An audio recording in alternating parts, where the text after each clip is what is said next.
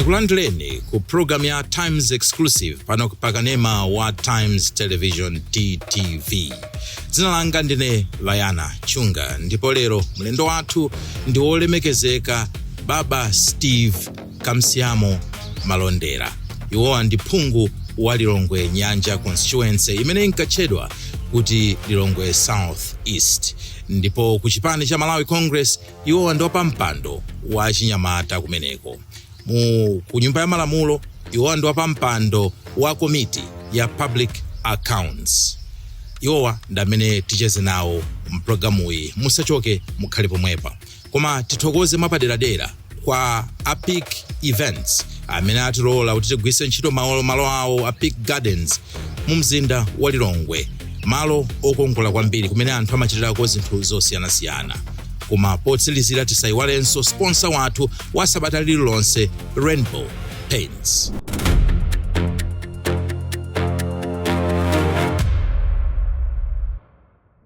Olemekezeka, tikulandireni mu program ya Times Exclusive. Ambiri achipani cha Malawi Congress anamyata. Sitikumaona ayi, koma inuyo mukuoneka kuti mukumapezeka uyankha mafunso, kuyankhula ndi nkhani zopatsa chidwi mnyumba ya malamulo. Mphamvu mukuzitenga kuti? Anzanu amyata, inu simunamyate, mphamvu muzitenga kuti? Choyamba Layana ndikuthokozeni kwambiri kunena kuti pa anthu onse amene ali ku chipani chathu cha Malawi Congress Party munachiona chanzeru kuti mundiyitane kuti mwina tikhoza kuchezapo. Nditsindike kuyambira kumayambiriro kuti pondiyitana munandiyitana ngati phungu wa Lilongwe Nyanja constituency kwa Kalumbo.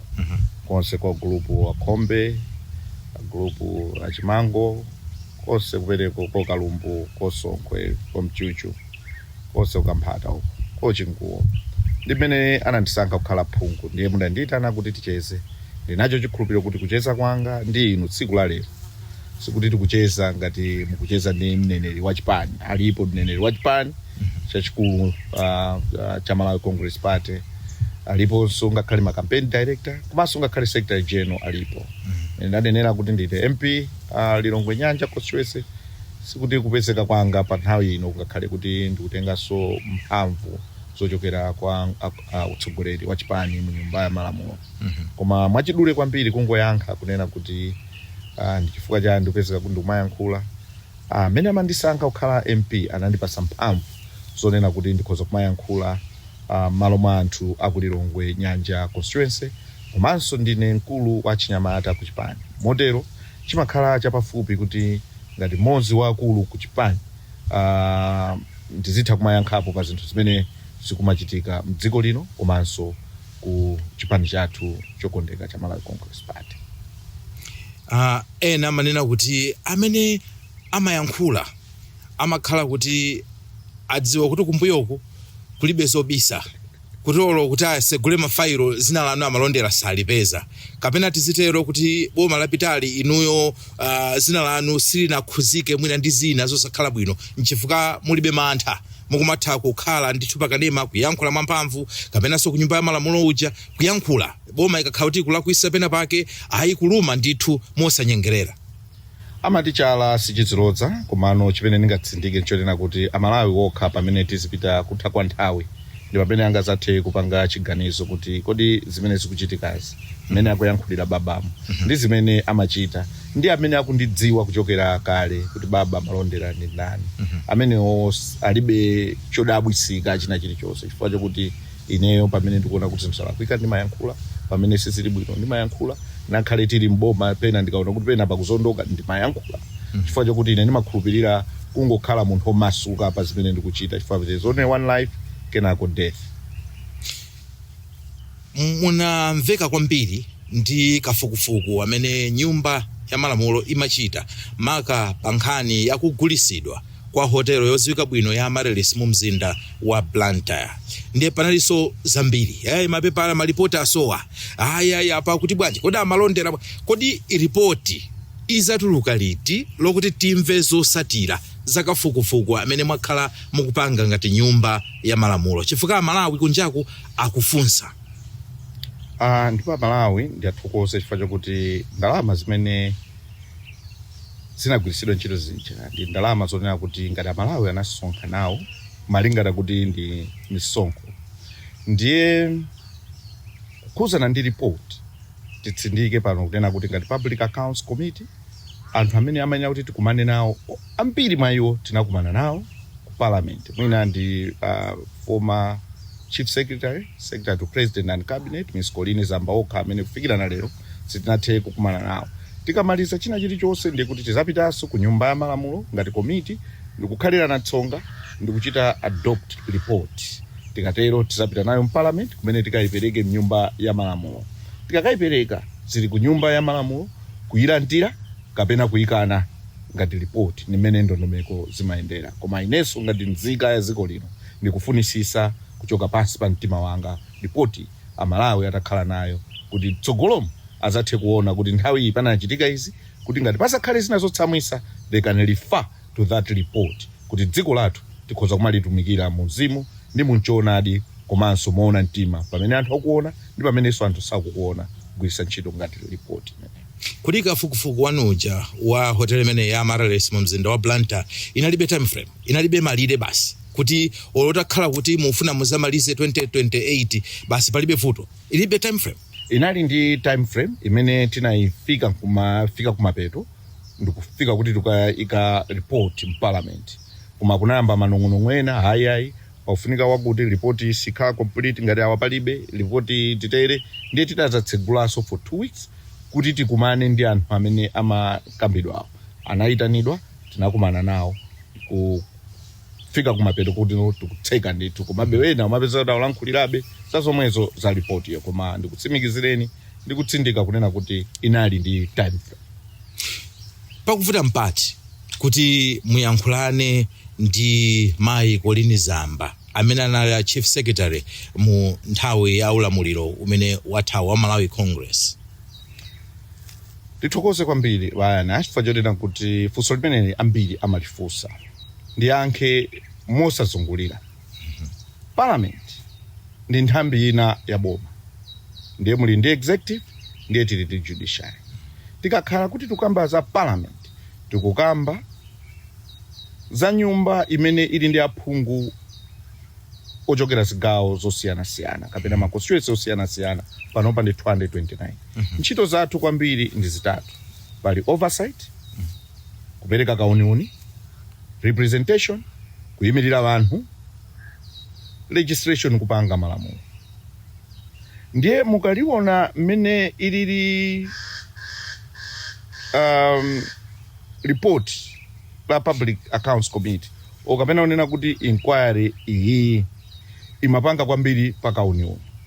Nemene timapanga kauniuni tinayitana aliyense kuti abwere. Koma nyumba ya malamulo si maloledwa kukamba nkhani zimene zili ku court. Izizi ngakhale anzathu aku executive akudziwa. Titayamba kupanga kafukufuku ameneyi kapena kuti inquiry zinapezeka kuti aboma kawiri kamati boma timanena ku executive.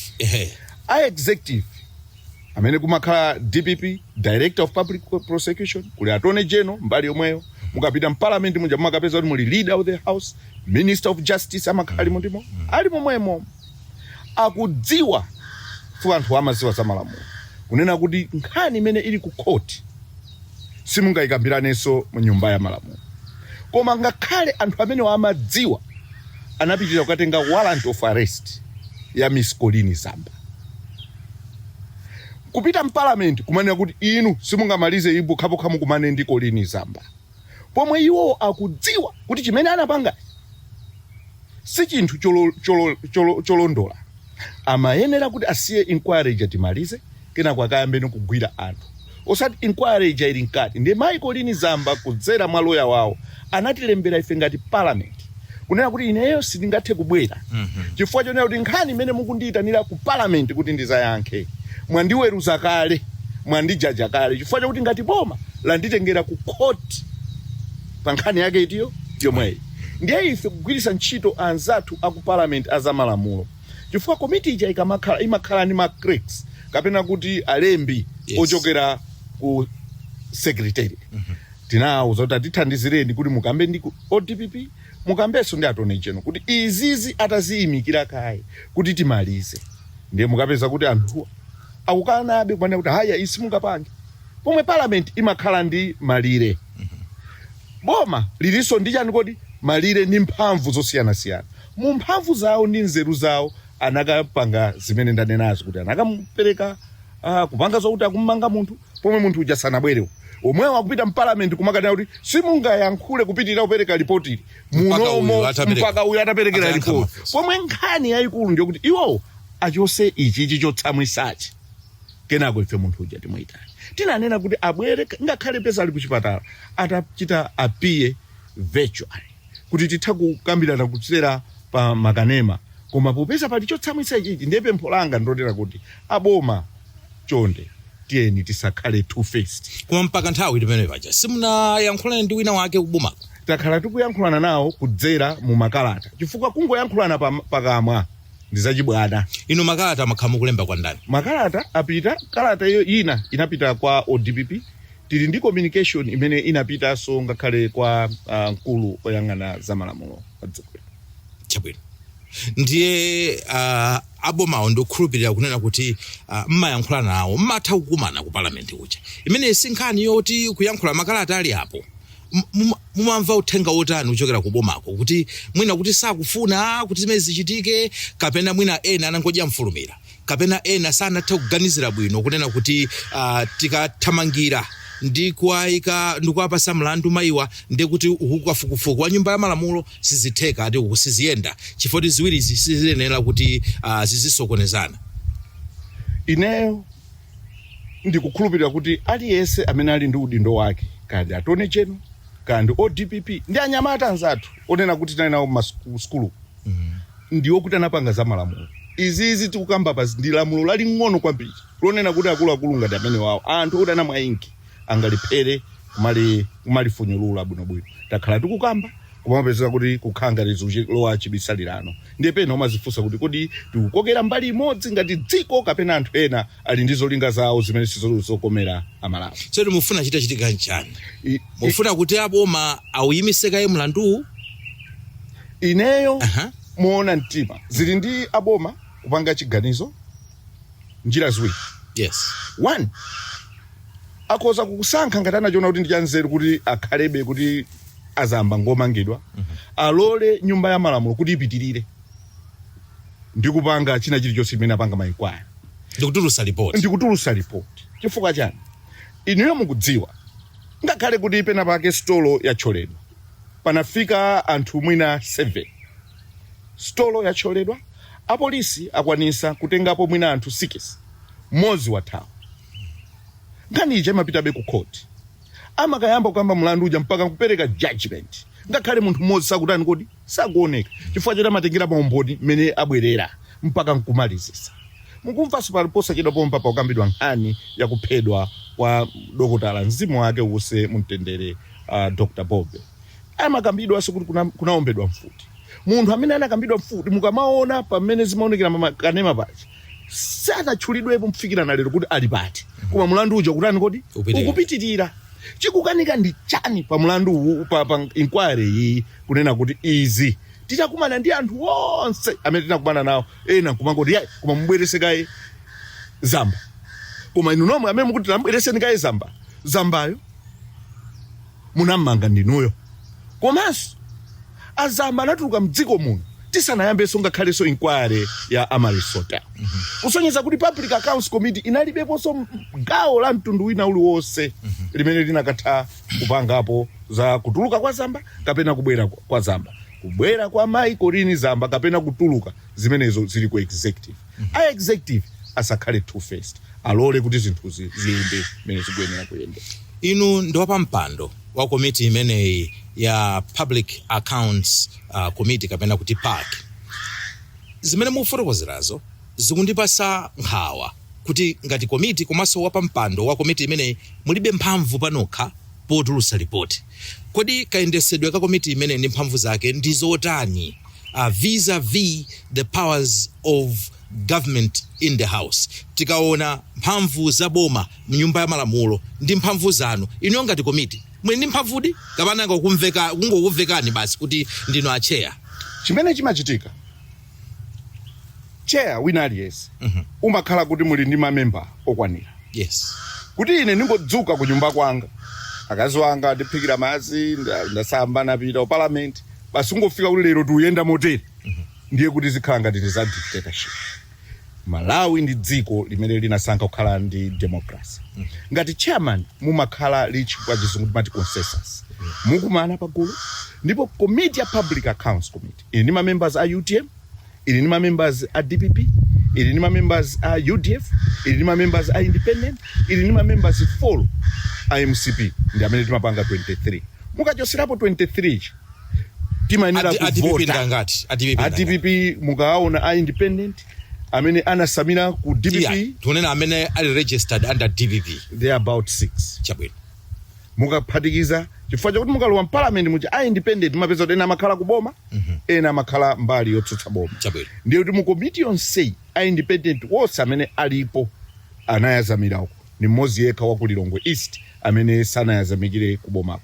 Ndiye mukaona nambala ya anthu ndiye kuti ambiri amu committee ndi a chipani cha DPP amenenso chili chipani chimene chili mboma. Ndiye kuti china chilichonse tikamapanga ngati committee timakhalirana tsonga pakafunika kuti tigwirizane tipite chitsogolo timakambirana ndi kupanga chiganizo povota. Mwakambapo kunena kuti nyumba ya malamulo ntchito imodzi imene imayenera kuchita ndi nkhani ya oversight. Mnakamba nkhani ya oversight, mnakamba nkhani ya representation, mnakambanso nkhani ya legislative kapena kuti kupanga malamulo. Kumbali ya oversight mukuona ngati kuti oversight yo itakuthekadi mutakhala kunena kuti amene akulamulira executive ndi amenenso ali majority mu committee yofunikira ngati imene ya public accounts committee. Oversight yo itheka bwanji pomwe anthu amenenso akuyendesa ku executive ndi amenenso ali majority mukuyankhula kwanu. Pamenepo ndi kuti parliament sina inaganiza bwinobwino kapena tiyenera kuti tisinthe kachitidwe kathu. Ineyo nditapasidwa mpata ngati baba Stephen Malondera ndikuona kuti chazeru chinali kusintha mwakachitidwe kakauniuni makamaka ku public accounts committee. Chifukwa chake pamene mukukhala kuti mukufuna kupita chitsogolo mupeza kuti zina zikukhanga zikukokerani kumbuyo. Tinakhalirana pansi bwinobwino ndikumaliza ndikugwirizana kuti report taichita adopt. Panali proposal wa report, seconda wa report. Ndikugwirizana kuti tikupita ku nyumba ya malamulo nyumba ndikukapereka report. Ndiye kuti no atsogoleri oyendesa nyumbaye analiso pakanema anakuti ai report muno isata mukakumaneka pamene mukutanthauza kuti report munapanga kale. Report yoyambirira inapangidwa titamaliza wina aliyense ngati public accounts committee. Yes. Tinakumana ndi wonse amene timayenera kuti tikumane nawo. Ndipo report imene tinakumana tsiku lonse parliament. Pamene tinawerenga nzere ndi nzere word ina iliyonse paragraph by paragraph ndikumaliza page by page ndikumaliza chonse ndikugwirizana kuti report ndi iye. Ndipo anali propose monga mamalamulo amachita propose kuti report tonse ndikutani tikugwirizana naye. Anachita propose ndimakumbukira anali MP ochokera ku Chirazulu Nyungwe nthawi imeneyo. Wina anachita second MP ochokera ku Chikwawa North kuti ino zonse zitagwirizana kwasala ndikupita ku parliament kukayipereka. Tinamaliza zimenezi pachitatu pake tinayesa njira zina zilizonse kumala tinawuzidwa kuti report iyo muno sirowa. Ndi zimene zinayambisana kugwedegwede. Koma ino report mmaenda nayo munayo. Report ilipo yoyambirira tinayitsegula tinamaliza. Fo anthu anena kuti amuyike ndiye tinakumanaso ndi anthu ena yankusala kuti ino timalize yachiwiriyo to beef up on what we already had that time. Simukuona kuti mukupita kwa nthawi kupezeka kuti anthu chidwi chawo pakafukufuku ameneyi chikhala chikuchepa. Chidwi chimenechi nthawi zina chimakhala ndi momentum, pa Chingerezi mati momentum. Kena kama mapeza kuti anthu basi amba pano sonotamba ukamba sakafukufuku wina wakuchikangawa wamene ndege ya Malawi Defense Force Donia inagwera kuchikangawa pa 10 June 2024. Inu simukuona kuti pa chiopsezo chimenecho kuti you can become irrelevant as an inquiry. Chiopsezo chimenecho ifeyo ngati committee tikuchiona komanso nditsindike pano kuthokoza ma members onse a Public Accounts Committee chifukwa mukuzindikira mwachiopsezo chimene tikatenga nthawi zina zikhoza kukhala kuti zasuluka. Ma members a Public Accounts Committee analola nkumagwira ntchito mpaka usiku popanda dipo la mtundu wina uliwonse, popanda kuchita draw any allowance the first 30 days imene tinapanga inquiry manager. Ndi chifukwa chokuti aliyense amafunisitsa kunena kuti inquiry imene tiyipange tiyimalize, amalawi adziwe choona kuti ndalama yokwana 128 billion inapasidwa kwa anthu mukuzera munjira zedi. Ndi chifukwa chake anthu amatheka kuchezera. So ndigwirizane nanu kunena kuti ndizoonadi ifeso nkhawa yathu ili pamenepo, kuti ena afuna azikhala ngati akutenga nthawi ndicho linga kuti zina zilowerepo pakatipa kuti dziko lisaziwe choonadi. Ma MP analolera kugwira ntchito imeneyi wopanda allowance, ndipo izizi fanamva kuti ma MP ndi allowance ndi khetekhete. Pano tili pakanema pa nthawi imene timachezera ija makafika usiku, mafika 2 AM mukhoza kupita ku parliament mukaone kuti nthawi imene amachezera ma MP kugwira ntchito, ndipo nthawi imene jenali kuti tikukumana ngati parliament tinali titatenga ma allowance akukumana ya parliament ya nomo, pomwe sitinadikire kuti timalize parliament ndi akati itane kwathu ndikubwera ndikuzayamba ziti ayi timakumana ngati mukumbukira bwino Monday mawa, nthawi yona kuti parliament imakumana masana, ife timayamba 9 o'clock mpaka na 1:30, kenako Wednesday mawa mpaka na 1:30, tikatuluka parliament 5 o'clock kuti tangumaliza parliament timapitanso kukakumana mpaka kumafika ma 9 10, siku lina tinafika mpaka na ndimakumbukira pakuja kwa pa 14 March tinafika mpaka na 2 AM tili ku parliament. Kwa pano malawansa mlandira malawansa okhuzana ndi inquiry, yes, oyambirira mmene ndikunenera panalibepo ndrama ina iliyonse imene analandira mpaka pano sanalandire palibe, chifukwa inakakhala double dipping. Tinali kuti tili kale ku parliament ku nyumba ya malamulo ndiye tikalandiranso allowance ile ngopangira inquiry, sisi nakakhala zanzeru ndi imagine ndi Public Accounts Committee timakhala tikulimbana ndi zinthu ngati ziti zimenezo. Pamene mati report yasowa anthu amasokoneza kuti report imene ndi imene mukunenayi imene mwina yena sakufuna kuti ituluke, kapena ndi report ya kumangala kumenenu mumapanga kuti ayipena pake ndikuona kuti zinthu sizikuyenda bwino, ndili pa chiopsezo. Report itiyo imene inasowa tisanapumulire programu iyi. Akwankulu vuto la Malawi kapena kuti ifeyo timakonda mabodza, amakonda anthu kuthamanga ndi bodza. Report ya Public Accounts Committee palibe kuti ingasowe. Anthu amene amatithandizira secretariat tili ndi anthu pafupifupi 6, maloya alimomo, ma economists alimomo, ma administrators alimomo, anaonena kuti ma minimum qualification ndi ma masters degree from proper university. There is no way that report ingapezeke kuti yasowa ndi zabodza. Chimene anthu ankati chasowa chomwe kwa ineso sikuti chingatheke kusowa ndi nkhani imene ine ndinamangala zimene a SCB director amachita kuti ino committee iyende munjira ina mosiyana ndi zimene zikuyenera zipezeka pa ground, zomwe ine ndinalembera iwowo ndikuchita kopi. Ngakhalenso inspector general nakayisiya kopi imene ku office kwawo, koma nthambi zina zaboma zimati yayi ife report yosinalandire. Koma ngakhale a president a dziko lino His Excellency Professor Arthur Peter Mutharika kope yakumangala kwanga zakachitidwe kayendesedwe ntchito ka SCB director ali nayo. Kathe akagwira ntchito ku institution yani yomwe ku Times inde Kathe Maulidi khoza kuchita confirm ndi Kathe ngati a president analandira olusana landire, koma ine ndinayankhula naye Kathe ndipo anandisimikiza kuti yafika pa table pawo. Ndiye report yoti yakafika kwa president, report yoti yakafika kwa inspector general wa police yomwe nakasiya ndeka, report yoti nakapasa kumangala kwanga nakapasa SCB director ku office kwawo ingasowere bangoti muli atambwali mu chinthu ichi chifukwa ndalama tikukamba ndi 128 billion. mukamati chinthu ichi muthandoza ja tikukamba mu Amaris Hotel. Okay. Nkhani manager munachuluka atambwali ambiri chifukwa chakuti mukagulisidwe ka Amaris Hotel. Fati kata atambwali mu Amaris Hotel ndikuti tikutenga ngati kuti hotelo yo ndi atambwali, koma mukagulisidwe ka pamene mukagulisidwe ka ichi panali utambwali umene unachitika waukulu chabwino. ndiye muutambwali umenewu ndalama 128 billion si ndalama yochepa. Musayembekeze kunena kuti anthu amenewa okuti ali moyo angamangojisiya kuti business yathu ikulowerapo, business yathu ikulowera ndikungokhala chete. Amayenera to fight back.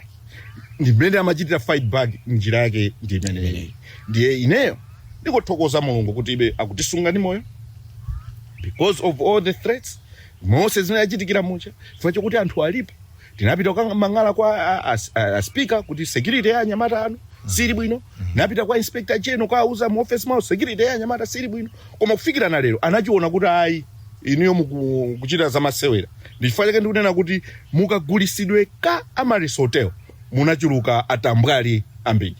Mmachita mantha ndi nkhani ineyo ngati baba Stephen Malondera ndilibe nayo kuti kugwedera chifukwa ndinayima pa chilungamo, ndipo Bible langa limandiuza kuti muzaziwa choonadi ndipo choonadi chizakupulumutsa. Ndipo ineyo kudzera mu mawu m'malemba ndimakhala olimbika chifukwa chokuti ndikudziwa kuti ntchito imene ndikugwira kuchokera pansi pa mtima panga ndiyo yopa malamulo a dziko lino, komanso ndi ntchito imene ndikudziwa kuti ili pansi pa oath of office imene ndinatenga, komanso oath of allegiance ya dziko lino. Ndi pa oath of allegiance ya dziko la Malawi ndinatsindika kunena kuti ine sindizaopa kapena kutekeseka pa machitidwe anga ogwira ntchito ngati MP komanso ngati nzika ya dziko lino imene ikuyimirira anzika zambiri ku parliament. Tipumulire kaye imene mukuonerayi ndi kanema ya Times TTV, ndipo programu yake ndi ya Times Exclusive. Bwanji tipumulire pang'ono.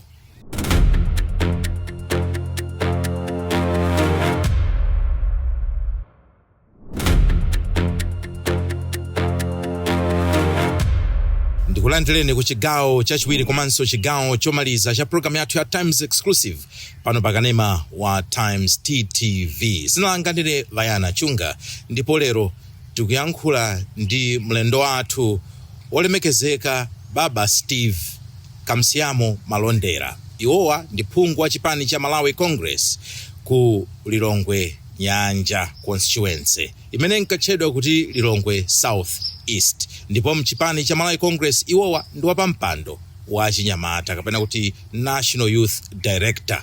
Ku nyumba ya malamulo iwowa ali ndi udindo, ndipo udindo wawo ndi wapampando wa komiti ya Public Accounts. Amalondera, pali nkhani imene mwakhala mukukambaponso kwambiri, nkhani yokhuzana ndi CDF, Constituency Development Fund. Kandi chifukwa cha 5 billion kaya tiona tukuli kuokerana kwambiri. Nyumba za aphungu a nyumba ya malamulo komanso ukuti kaona mbali nayi anzatu makhansala tikaona pomakhalanso pali anthu ena that interested zambiri zochitika. Kodi mukuti nkhani ya CDF ili pati? Nkhani ya CDF ndinayankhulanso pena kuti sikuoneka kuti anzathu a DPP anachulusa chibisalirano. Nthawi ya kampeni anathovola kwambiri kulankhula motayirira kuti constituency ina iliyonse izapasidwa 5 billion. Nditsindike kunena kuti mwina munena kuti ayi ifaja 5 billion ayi. Mene ndimakhala MP mu chaka cha 2019 CDF ili pa 24 million Malawi kwacha.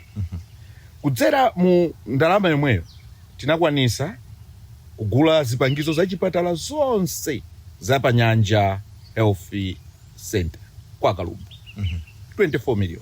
Chilichonse tinagula including kuchosa plumbing chipatala chinamangidwa ndi Taiwan kuyambira 2004. Ndiye kuti 2019 ndimetina sinta water system, water reticulation using CDF. Ndi chifukwa chake timanena kuti CDF ija imasintha maconstituency chabwino ngati ikugwirisidwa ntchito bwino. Komanso pamakhala misconception yayikulu yonena kuti ma MP amatenga ngati CDF ndi pocket money. Koma chimene anthu samadziwa ndichonena kuti CDF simayipita mu account ya member of parliament. Ayi. CDF imati ndalama akatolera aboma kulowa mu account number 1 zimachosedwa ku treasury ndi kupitisidwa ku council.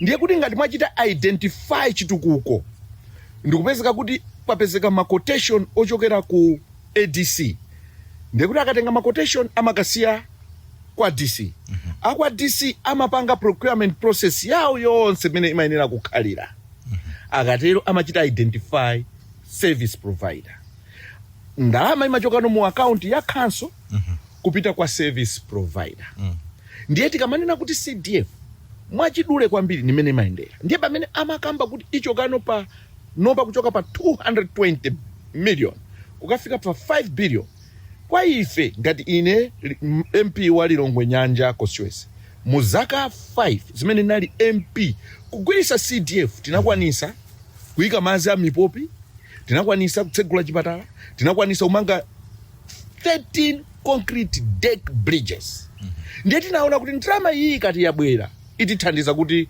tipange zinthu zambiri tsono pamene aboma ayaona kuti khangati pena pake zathu sizinaende bwino ayamba kufuna kumachuluka nzeru ndi pamene mukuona kuti aphungu aku mbali ya boma parliament akumangokhala phe chifukwa chakuti mabwana iwonso ngakhale phungu amenewo ambali ya boma auza kuti mabwana watu khangati anatipangisa malonda amphaka pamene popo muthandoza chani kwenikweni mukamati malonda amphaka kuti sizoona kuti inalibodza ineyo kufikirana lero tatengano chaka cha boma chimayamba April May June July tili uno ndiye kuti miyezi 4 yapita pachaka pamakhala miyezi 12 CDF traditionally imachitidwa fund every 3 months otale makanso ndiye kuti miyezi 4 yapita tasalano ni miyezi 8 ya chaka ichi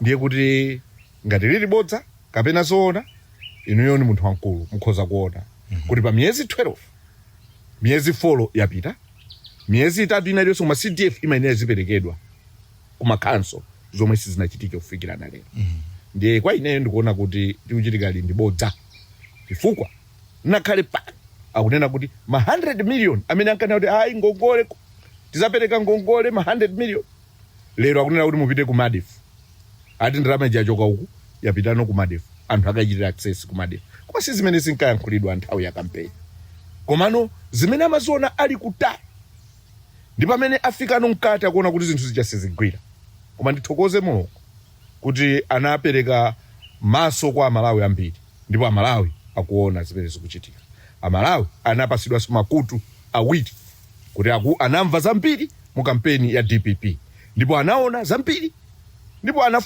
ngakhalenso kufenkeza zambiri koma pano pangati mwaona Amalawi ankhalasi sakuyankhula zambiri nthawi yawo izakwana yokuti azayankhule pa zimene aona ndi zimene anamva inu ndi wapampando wa komiti imene imayenera kuwunikira zakayendesedwe kaboma ndi ntchito zina mukundiuza kuti chovuta nchani kuti muchite engage kuti mukhale pansi ndi ambali ya boma kuti mumvesese kuti pamene pakhota mchira wanyani ndipati ifeyo ine ndithu mmene mwanenamo ndi chair wa Public Accounts Committee imachita focus on audited reports chabwino tikukamba apa ndi nkhani ya disbursements chabwino nkhani yopereka ndrama ku makanso nkhani imeneyo ndiye kuti ndi anzathu a Budget and Finance Committee chabwino sindingabwere pano kuti ndikukhala nodolo kuti nzikakambano nkhani za kumene kuli chair wa budget koma budget wakuti bwanji pa nkhani imene zimenezi ndiye kuti mutati mwayankhulana ndi olemekezeka a Sostin Gwengwe amene ali chairperson wa Budget and Committee akhoza kuzakuyankhani momveka bwino chabwino koma mudakali pomwepo iniyo mawu amene ndinakumvani mukuyankhula pena Matiya chibesalirano khala ngati pa Chingerezi ndi hide and seek inu mukuona ngati kuti basi amuthalikana ngobwera kusona kuja kuzayankhula ku mtundu wa Malawi za 5 billion kungofuna unamiza mtundu wa Malawi kapena tinene kuti mwina ndramazo zimene zasowa zaperewera ndipo maganizo anu boma lene upanga handle motani chifani ngati opposition ndiye kuti udindo wanu moziso ndi othandiza boma kuti iyendese bwino dzikole kuti tonse Amalawi tipindule inuyo mukuona kuti how can they handle nkhani ya CDF better ndiyambe kunena motere manena kuti ndiye kuti president anangonamiza wanthu atabwera musona mucha kuzakamba musona momwemo president atabwera anapempha nyumba ya malamulo kuti athandize to fight corruption.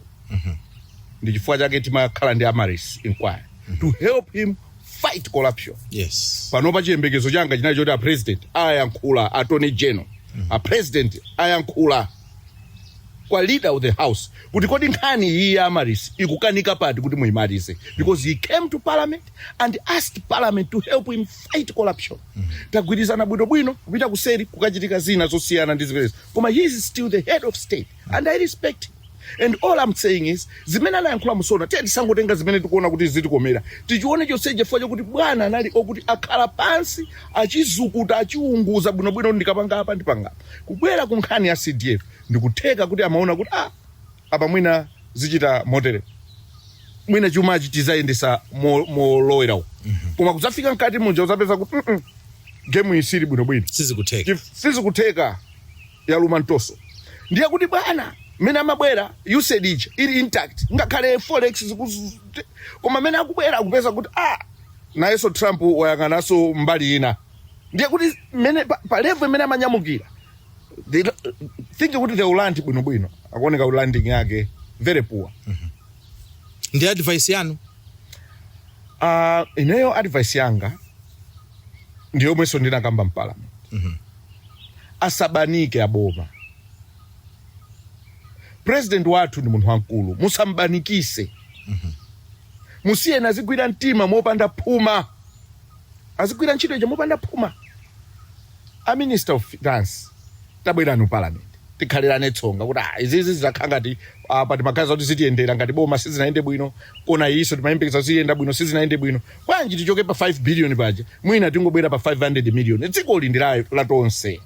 Tuone kuti no ndalama ija ikhoza kumagwirisidwa bwanji, kuti boma lithe kugwirisa ntchito ndalama zinazo, mwina kubwezera ngongole zina, mwina kukhala gula mankhwala, mwina kupanga zinthu zosiyana kupita chitsogolo chifukwa chokuti ngakhale foja pano tikuyankhula pano sanagulidwe bwino mdziko lino. Anthu amene amakhala kumidzi odalira foja nthawi yokuti ali mafoja amakhala ndi chidwi chomalondera foja uchi. Panopa lokuti mpite m'mizimu ozimayi ozibambo ana asiya ulondera ngakhale foja uchi chifukwa choti zioneka ngati zinthu zopanda ntchito. Ndiye abwererenso kuma basics. Kodi foja tipange bwanji kuti tithe kugulisa mtengo wabwino? Kodi nanga panopa kubwera nkhani ngati ya El Nino ndi chani chimene boma lachita kuti atakhala pansi na kuti 5 billion jamwina inachuluka bwanji tichose 4.5 billion tiyambe irrigation. Kunena kuti because irrigation mu constituency scenarios. Mu constituency scenarios. Chabwe. Why? Chifukwa chonena kuti panthu ena aliwonse 100 Malawi muno anthu 80 amakhala kumudzi. Ndiye dziko lino limadalira agriculture kapena kuti zaulimi.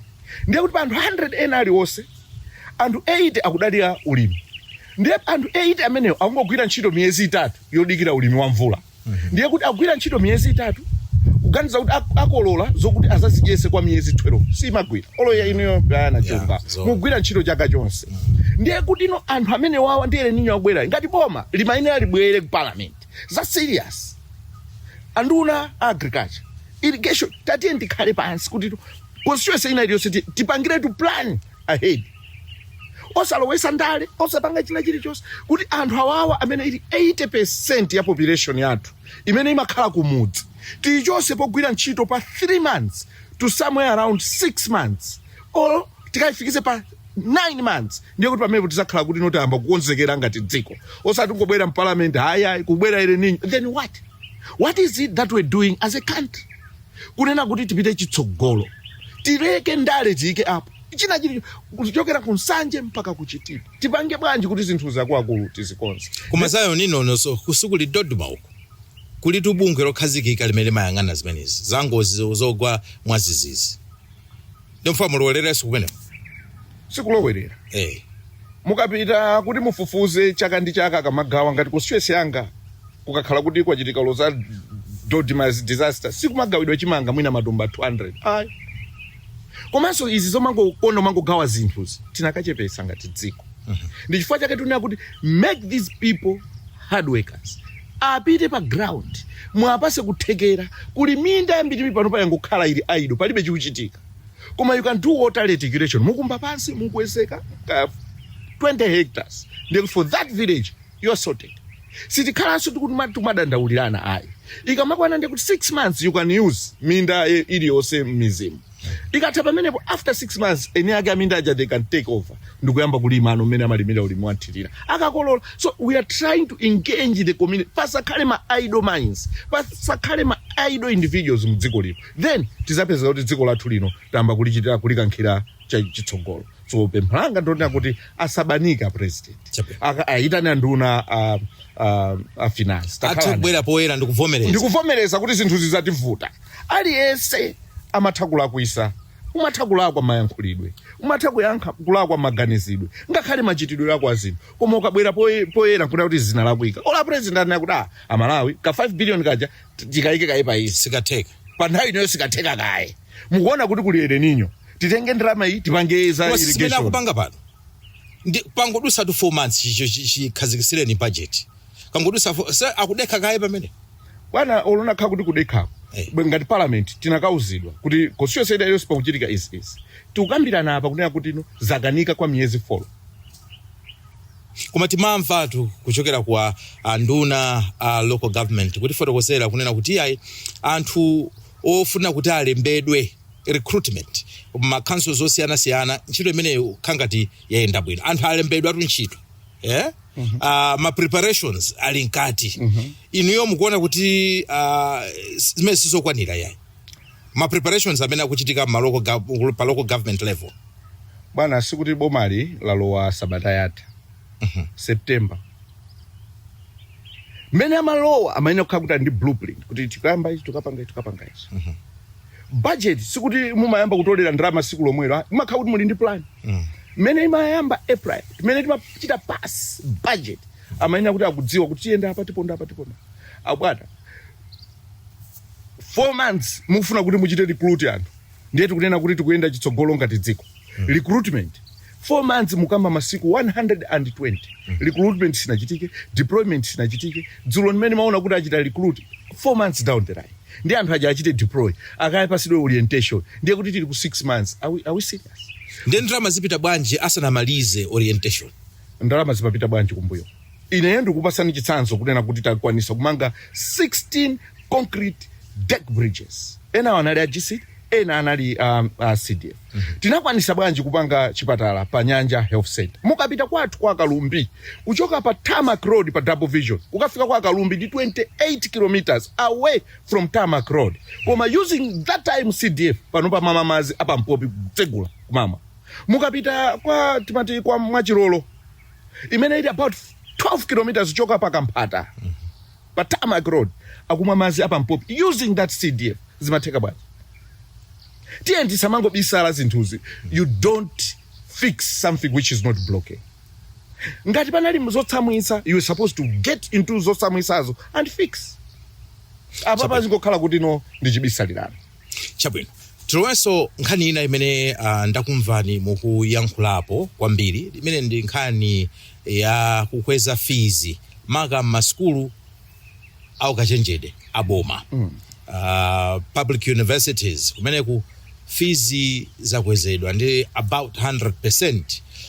Ndiye mwakhala mukudandaula koma tinamva anduna azamaphunziro awa ndolemekezeka amsaka amene anafotokozera ndithu kunyumba ya malamulo kuti ayi anthu asadandaule fuka choyamba nkhani inachoka kwa ma university amene skuluzo zimene zitakhala pansi kuunikira zakayendesedwe kake zinaona kuti kuti maskulu athu akhale abwino otha kusula bwino ophunzira ake bwanji fees tikweze chifukwa kufunika ndalama mwina zotere kuti zigwirira ntchito. Ndiye ganizo manager linapita kuboma. Aboma akuti sanangofikira basi kungopanga chiganizo yayi. Koma naitanisa anthu osiyana ma stakeholders kukhala pansi ndi kukambirana mpamene amagwirizana kuti apange fees hike. Ananenanso kuna kuti iwo amene sangathe kukwanisa pakhala ndondomeko ya maloni iyo kuti athe kumatenga loni ncholinga chonena pasapezeke wina wokanika kuphunzira ku skulu ya ukachenjede mdziko muno chifukwa cha nkhani ya fees. Koma inuyo khala ngati pena pake nkhani imene simunainvestese ya ndipo simukuvomerezana nayo kapena nkulakwisa kutero. Mukada kuti sinainvestese mukulakwisa. Chabwino. Ine nkhani ija ndaimvesesa kwambiri. Koma mu communication ina iliyonse munthu kamafika umabwera ndi ka background. Kuyambira ansaka enieniwo anaphunzira skulu yochipa kwambiri. University zake zomwezi. Ine ndinaphunziranso university yake yomweyo. Ndipo ndimatenga loan. Koma zinanditengera mtunda wautali kunena kuti ndizabweze Ngongoleja. Komanso matransport anali otsikirapo mtengo. Lero matransport ngokwera kwambiri. Munthu asatakafike ku university pali zambiri zimene akuyenera kupereka kwa munthu ameneyo. Kuchoka pano kupita ku Chancellor College mwachitsanzo lerolo ndiye kuti afika pa 65,000 kwacha. Kuti abwerere ndiye kuti 65,000 kwacha. Kupatula kuti ampasidwa loan munthu. Bwana si zinthu zomveka. Chifukwa chani? Mukatenga loan ndalama ija ndi yaikulu. Imakhalanso ndi interest. Pamene tikupita chitsogolo ndiye kuti munthu uja akamakamaliza akakhala ali ndi burden yaikulu kale. Kuti achite take off ngati munthu akuyenera ayambe kai wachita clear Ngongolezi. Ndiye kuti koma inonso mnali ndi burden ito. Ndi zimene zinatengera nthawi kuti ndichite take off. Kwa mnakwanisa. Koma patatenga nthawi. Inali ndalama ija yochepa. It was 100,000 Malawi kwacha. 4 years. Plus 25,000 ya book allowance. 125,000. Mene ndimazabweza itakhala ndi ma interest. Ndiye kuti mukamba za pafupifupi 700,000. Ngati kuti yapa mwamba ndinayikapo pafupifupi 550,000. Ndiye ngati mukutenga 1.3 million times 4 years imene ili minimum yokhalira pa university. Zikukupasani kuti mwana amene iyi akamatuluka ku university ali ndi ngongole ya pafupifupi 5.2 million. Sana yambe china chilichonse. Ndiye mukayikirano ma interest. Ngati ndikuwuzani kuti ine pa 125 ndidzathera kuti ndapereka 700,000. Ndiye pamene ili pa 5 million. Ana aja asapezeka kuti pafupifupi times 7. Ndiye kuti ndi ma 40 million. Suna yambe china chilichonse. Ndi pamene pali chotsamwisa.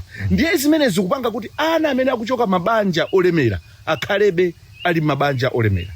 Education, it is an equalizer. It must not be turned into a commercial entity. We have had instances, yonena kuti mwakweza even VAT by 1%. Those monies you can channel ukapanga ku education, to fund education. We are not saying good, they must lower the standards, but you can find elsewhere. Ngati timakwanisa ngati dziko munango kamba za dodipa. Kungogawa chimanga, nyemba, mabaketi, fertilizer, you're doing subsidy ochuluka kwambiri over 140 billion each and every year. Why can't you invest that money into education? Because education is not a consumption, it is an investment. You are investing in the future. Like ine nali mwana ochokera banja losawa. But now I'm okay because of education. Koma zimene zochitika Mungu ochita benefit the kids from rich families, the sons of the bourgeoisie. That's not what is supposed to happen. Kumene mukuona ngati kuti awa kuma university eni yake kumene kukule aziphunzisi, kumene kukule anthu ophunzira bwino ma masters, ma PhD, ma degree awo kumeneko. Awutayenda ma skulu osiyana-siyana pa dziko lapansi. Muona ngati kuti zimene monena sana ziganizira? Ndi kudziwa kuti anaziganizira koma mwina there are forces beyond them. Ndi anthu okuti ambiri nayo ku skulu. Koma zilingalire kuti amachokera kuti ena anachokera ku Chena, ena anachokera ku Nthalire, ena anachokera ku Misewu Folo ku Palombe. Ali ana. Ena anachokera mwina kwa Chitengo. Tyo. Kaena kuchokera ku Mvomoni, kaena kuchokera kwa Chinthebe, kaena kuchokera ku Nsanje. Anachoka kumene ndikubwera ku university. Anathandizika. Atathandizika. What is it that they can do differently than what is happening? Can they robe? Kunena kuti even anthu amene wawa, even mapa daona fuel wakwera. Fuel ndokwera kwambiri ziko losira patsu kwakuno ku Malawi. What is there mene mungathe kuchosa kupang'ono ndikuziponya ku university. Kuti no ana asakhale pa chipinjo chokuti pamene akutuluka ndi bede. Two, you're not just gifting good life to ana amene akuchoka kale mabanja ochita bwino. Ndimene ndaperekera chitsanzo kuti education is an equalizer. The moment you start doing all these things, you miss it off. Koma inu simukuona ngati kuti olemekezeka mukuzisusa nokha. Munanena kuti boma lisiye khalidwe longopereka zinthu mwaulere. Exactly. Mangopereka dodima basi mangopereka. Exactly. Ndikakumva niso bwino mukamba za university. Mwanena kuti kumene kwasakweze. Koma pali zinthu zina makani malevi kumafuta kucha kumene atha kumatenga nkumapereka. Exactly. Yeah? Exactly. So in a way ndingati kuti uyu amene ali student kapena uyu ali kholo yeah? Munena kuti yayi ameneyi timpase the cost of education amene isakhale burden yake ife timthandize nde ena nkumafunsa kuti kodi don't you think kuti tikatero ndiye kuti syndrome ndiyomweyo yonena kuti anawo akachoka ku university ndi amene samakavuta akatuluka ifoti anazolowera kuti zonse zimakhala ngati boma mukungowapangira school fees mukuwalipirira zinthu zochipa akapitanso kunjaku afuna soti azingolandira. Inu simukuona ngati kuti mafilosofi awiri amenewa akukhala ngati kuti akususana?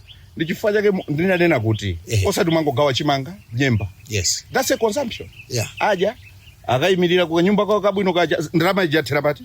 But when you take the same money, you put it in education. That's an investment. That's what I said. Education is not a consumption. It is an investment. What is it that we're putting into that investment? Ndijani chimene kuika kumapuziro ko mwadala chonena kuti chidzatipangire ife zinthu zabwino patsogolo. Ineyo natengako loan. It was an investment. Loan koma yomverera yotsika kwambiri. Lero mwina munaona last year for example ine nakuchita contribute kwa final my students a final year amene amalephera kulipira chifukwa choti akuchoka mabanja osauka nachita contribute about 10.1 million koma ndine mmodzi wa ana amene machokera kubanja losauka. If I was left out ndiye kuti ana amene nathandiza last year ngati 23 amene achisana kathandizika. These are the things, practical things tikukamba osati mangokamba munthu uli mu air kono kumenyedwa kumati wankaka basi pati akoma isizi aya iyi ndi consumption iyi ndi tukukamba. You can deliberately invest in education as you go kumuzi kwatu like lero ndachoka kumuzi kwatu in the morning I can interact ndi anthu osiyana poyamba even nyumba ya malata muzi mwathu munalibe but because of education now we are able to do things kumuzi kuja. That's an investment. Koma ndrama yomweyo enakhala kuti boma linangogula chimanga kuwapasa gogo anga kukadya basi natera pati. So we must as a country invest in education no matter what. Even if you go kwina kulikonse ku China ndeti ana ting'ono za science timakhala tikupanga kuno tikukambirana zazi achina ma grasshopper all those things, but practical things if we invest in that we're going to redeem this country. Mukuona ngati abo makumverani pa nkhani imene undisokosera nkulinga utamva. It's entirely up to them. Bola amva. But I pray kuti tisasogoze ndale. We have only one country to save. If we can't do it now, then tisazipanga liti. Can we for once decide to move this country forward? Pomaliza ndinakumbukira mawu amene akhala kukambidwa mundale zaka zapitazi kuti akuti ku opposition nkumanda. Kuli bwanji kumanda? Inu ku opposition kukhala bwanji kumanda? Komatu muli mboma tu anu a MCP ankayankhula kumane na anzawo a DPP kuti nkumanda tu ku opposition nkumanda lero mwakusintha sikumanda. Yeah, ine sidayankhule nawo ziperezo because that house imene ukhandi opposition imene ukhandi anthu akuboma. Ineyo mene nakupasirani chitsanzo choyamba ngati kuti no 2019 MCP isanalowe mboma tinali ku opposition amene amanena kuti nkumanda udali uchitsiru chabe chifukwa chonena kuti CDF yoyambirira when it was at 24 million tinakwanisa kutsegula chipatala chapanyanja health center, tinakwanisa kugula mabedi wonse kugula equipment yonse kuchiyamba kuchichita law tili ku opposition with that CDF.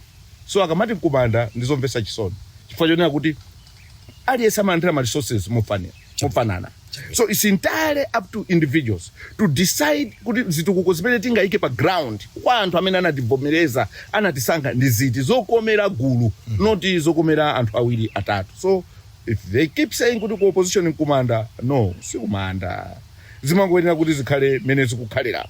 Koma nzabwino ndithu ku opposition tili bwino komanso omali mukuliona mene likuyendera ndilapendapendatu.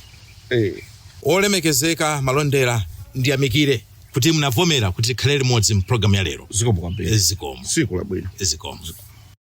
Tikafikanso pamenepo ndio tafika pa msiriziro wa program yathu ya lero ya Times Exclusive pano pakanema wa Times TTV. Ndipo lero timacheza ndi wolemekezeka Baba Steve Malondera. Iwowa ndi phungu wa nyumba ya malamulo ku Lilongwe Nyanja, imene inkatchuka kuti Lilongwe South East. Iwonso ndi wapampando wa chinyamata mchipani cha Malawi Congress, ndipo ku nyumba ya malamulo Amalondera ndi wapampando wa Public Accounts Committee.